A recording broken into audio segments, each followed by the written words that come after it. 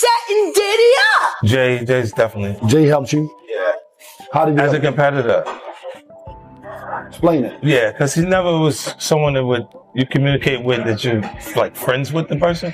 But I always respected him because he was never an actual competitor in actual fact. He was someone who was a competitor to perception. How close was Diddy and Jay-Z? They was close enough that they wasn't playing basketball, they wasn't playing baseball, they wasn't playing football, and they wasn't playing hockey or soccer for Diddy to come on stage, pat him on his and then make the statement to people in the world that can't nobody call me Sean but Jay-Z. And B was, one time she jumped off of the ledge, came running over because she thought me and Jay had issues, and I was like, what the? And I was like, did she really just jump down and run over here like that? Beyonce jumped off a ledge. Yeah, it was in the Cosmopolitan, huh? She really a superhero. She jumped down and no, she was like, this what? Like that Bonnie and Clyde for real? You try this or what, boy? I'm here. Word. She got like at me. I said, Was Solange with her? She looked at me like. A new storm is brewing, one that ties together old rumors, recent scandals, and accusations that many believed were long buried. At the center of it stands 50 Cent, a figure who has spent the past 2 decades publicly challenging people he believes are shielded by the entertainment industry. One of those names has consistently been Diddy. But now, according to 50, the story doesn't stop with a single mogul. This time, he's implying that the next wave of scrutiny could extend beyond Diddy, reaching toward Jay-Z, Beyonce, and even Oprah Winfrey, 3 of the most powerful and influential figures in modern entertainment. These are names that have circulated in speculation for years, but until now, were rarely confronted so directly. The spark ignited when 50 Cent suggested he may be holding new footage connected to the same inner circle linked to the Diddy controversy. He hinted that the documentary centered on Sean Combs was only the first chapter. Then came a short message that instantly went viral. You're next. Fans immediately began connecting the dots. Many assumed the message was aimed at Jay-Z and Beyonce. The questions followed just as quickly. Why them? Why now? And why immediately after the Diddy documentary?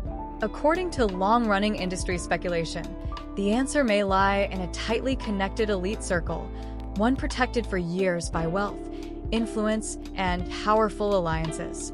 When the Netflix documentary on Diddy was released, viewers noted how closely Jay-Z and Diddy's professional and social circles had overlapped for decades.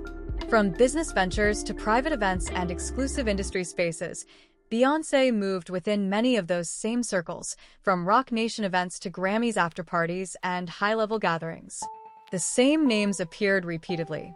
Now, 50 Cent is signaling that proximity alone may no longer shield anyone from public scrutiny, as past footage, claims, and stories are being revisited in a new light.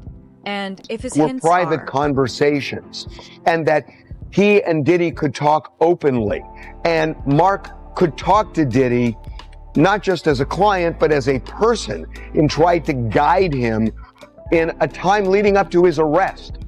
And unbeknownst to Mark Agnifilo, Diddy has got this guy recording the conversation as he's sitting there saying, you are screwing this up, you are messing up this case, we're losing. And knowing that that's on tape, and it's almost like he's performing for the camera and not telling Mark what's going on. And the really enraging part about it is that Mark Agnifilo won this case for Diddy with legal strategy.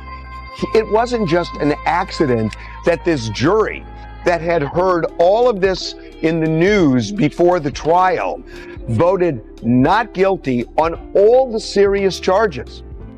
It was Mark Agnifilo that did that. Yet Diddy secretly records this guy and embarrasses him. And yeah, you could say, well, Diddy never expected that it would end up being broadcast somewhere else. Well, okay. But Diddy was planning on using it, or he wouldn't have had it recorded in the first place. So it's just really, really unfair. And I know that in a way this sounds crazy, that I'm getting so upset about Diddy, and yet there's video of Diddy beating Cassie. Well, that's horrendous, but that doesn't mean you can't look at something else as well. And I just think, as a lawyer, I just think this is just so outrageous that he would do something like this, and not even understanding what Agnifalo's legal theory was. Because I will tell you that when we did our first documentary on Diddy, which was 8 months before the trial, Mark Agnifalo said to me on camera that he is going to tell this jury that this was a successful black man that prosecutors were trying to take down because they couldn't get into his bank accounts because they were clean, and he couldn't deal with they couldn't deal with taxes because he wasn't committing tax fraud. So they go into his bedroom. And that's what Mark Agnifalo said 8 months before. And he goes into the trial and he essentially wins that argument, whether you believe it or not. A jury that sat through the whole thing, they believed it, and ultimately they convicted him on this BS Mann Act thing. So Diddy won that case. And one of the reasons he won the case is something that Agnifalo got criticized for. That when he did the documentary with me, he was making a joke about the baby oil. Remember, he said, oh, well, you know, I didn't know he bought in bulk. He must have bought 1,000 bottles at Costco. And a lot of people just slammed him for that and said, how dare you? You're being disrespectful. The baby oil is the smoking gun in this case.